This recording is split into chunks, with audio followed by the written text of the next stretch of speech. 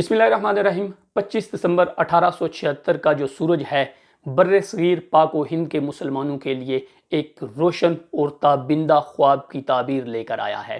इस दिन मोहम्मद अली जिन्नाह कराची में पैदा हुए और आगे जाकर उन्होंने इस पूरे खित्ते के मुसलमानों को लीड किया और 1947 में जाकर इस खित्ते के मुसलमानों के लिए एक अलग वतन हासिल करने में कामयाब रहे हैं। यूँ तो अगर आप कायदे आज़म की सीरत का मुताला करें, उनकी ज़िंदगी के जो असबाब हैं, उनकी ज़िंदगी के जो वाक़यात हैं, उनका मुताला करें तो आपको बहुत सारे ऐसे वाक़यात मिलेंगे जो आज तक अवाम से छुपाए गए हैं। आज मैं कायदे आज़म के दो ऐसे वाक़यात आपको सुनाने की कोशिश करूँगा जिससे हमारी जो नई नस्ल है वो नाबल्द है, इसे इस नई नस्ल को उनके हवाले से कुछ इतनी ज़्यादा मालूमात नहीं है। याद रखिएगा, हर शख्स जो है उसके जो पैरवी करने वाले लोग हैं, जो उसके फॉलोअर होते हैं, वो उसकी तारीफ़ करते हैं, लेकिन मज़ा तब आता है जब आपका दुश्मन, आपकी अपोजिशन में रहने वाले लोग आपकी तारीफ़ करें तो उस लीडर की जो कीमत है, उस लीडर की जो वैल्यू है वो दुगनी हो जाती है।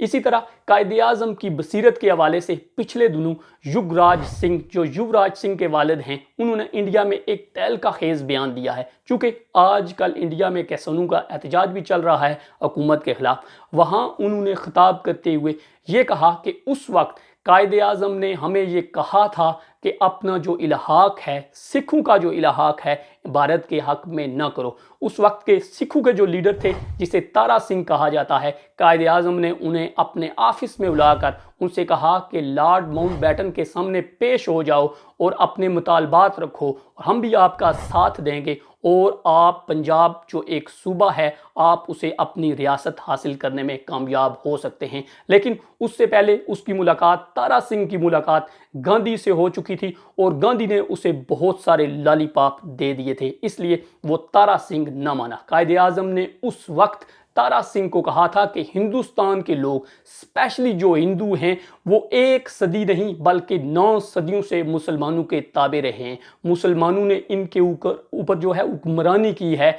ये जब तख्ते शाही पे आएंगे, ये जब आपके ऊपर हुक्मरानी करेंगे तो अपनी 900 या 1000 साल तारीख जो है, जिसमें हमेशा वो गुलाम रहे हैं, उसका बदला चुकाएंगे और आपकी औरतों को घरों से निकाल कर उनका रेप करेंगे, आपके घरों को जलाएंगे और आपकी आने वाली नस्लों को तबाह करेंगे। लेकिन उस वक्त के सिखों के लीडर ने, जो उनका रहनुमा था तारा सिंह, उसने कायदे आज़म की बात मानने से इनकार कर दिया और इंडिया के साथ अपना इल्हाक कर दिया। कायदे आज़म की बसीरत का अंदाज़ा कीजिए, कायदे आज़म का जो विजन था, उन्हें हिंदुओं की जो मेंटालिटी थी उसे किस हद तक जानते थे। यकीनन इसीलिए उन्होंने 2 कौमी नज़रिया रखा था, जिसकी बुनियाद पर वो कायदे आज़म जो हैं अपने हम वतनों समेत, अपने फॉलोअर्स समेत, अपने लाखों चाहने वालों समेत पाकिस्तान हासिल करने में कामयाब रहे। कायदे आज़म की एक खूबी ये भी थी कि वो अपनी तकरीरों में इंग्लिश स्पीचेस किया करते थे। पाकिस्तान में उस वक्त जो पाकिस्तान नहीं था, 1947 से पहले जितनी भी कायदे आज़म की तकरीर हैं वो इंग्लिश में करते थे और उस तकरीर में लाखों लोग जो हैं, लाखों मुसलमान इकट्ठे हुआ करते थे।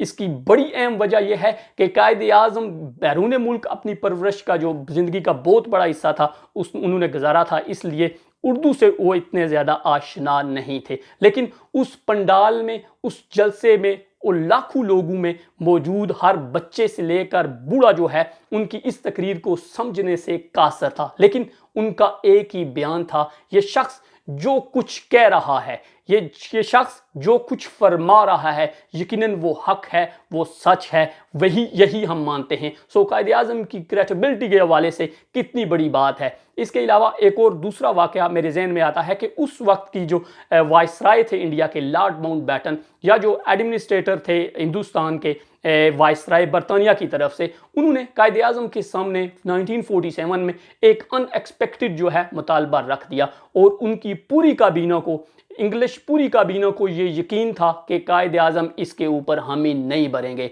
लेकिन कायदे आज़म की एक बार फिर बसीरत का अंदाज़ा कीजिए। जब मीटिंग रूम में गए तो हिंदुस्तान की जो एडमिनिस्ट्रेटर थे इंग्लिश, उन्होंने कहा कि हम आपको पाकिस्तान दे देंगे, लेकिन ये ओनली फॉर 10 ईयर्स, 10 साल आप पाकिस्तान अपने पास रखें। अगर आप पाकिस्तान को चलाने में कामयाब हो गए तो आप ले लें, वरना हम इसे वापस ले लेंगे। कायदे आजम एक जो है दूरअंदेश आदमी थे, अगर उनकी जगह कोई भी शख्स होता तो वो कहता नहीं और ये पाकिस्तान बनने से टल जाता, ये पाकिस्तान न बन पाता, क्योंकि वो यही चाहते थे कि कायदे आजम जो है इसके ऊपर ना करें। लेकिन कायदे आजम ने फौरन हाँ कर दी और वो सारे हैरत से इनकी तरफ देखते रहे और आगे जाकर इसी वजह से कायदे आजम जो है पाकिस्तान हासिल करने में कामयाब रहे।